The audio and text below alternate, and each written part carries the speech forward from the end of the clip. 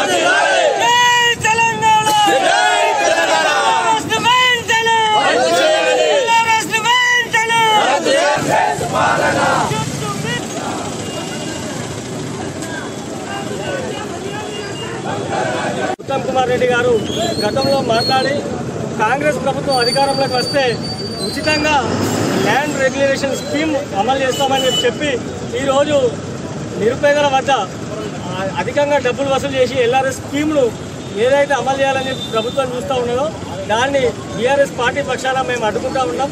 ఖచ్చితంగా మీరు ఏదైతే మాట ఇచ్చిరో నో బీఆర్ఎస్ నో ఎల్ఆర్ఎస్ అని చెప్పి ఈరోజు ఉత్తమ్ కుమార్ రెడ్డి గారు అదేవిధంగా రేవంత్ రెడ్డి గారు మాట్లాడారు. గతంగా ఎల్ఆర్ఎస్ గురించి ఇప్పుడున్న ముఖ్యమంత్రి రేవంత్ రెడ్డి గారు అయితే ఈ ప్రభుత్వం మళ్ళీ గిట్ట వస్తే ఎంఆర్ఎస్ స్కీమ్ తీసుకొస్తుంది, మ్యారేజ్ రెగ్యులరైజేషన్ స్కీమ్ అని చెప్పి వ్యంగ్యంగా మాట్లాడిన ముఖ్యమంత్రి ఈరోజు తన మాటలనే పక్కన పెట్టి ఎల్ఆర్ఎస్ స్కీమ్ను అమలు చేయాలని చెప్పి ఏదైతే ప్రయత్నం చేస్తూ ఉన్నారో ఆ ప్రయత్నాన్ని మా బీఆర్ఎస్ పార్టీ పక్షాన ఖచ్చితంగా అడ్డుకుంటాం. ఎల్ఆర్ఎస్ స్కీమ్ను రద్దు చేసే వరకు కూడా బీఆర్ఎస్ పార్టీ పక్షాన పోరాడతామని చెప్పి తెలియజేస్తా ఉన్నాం.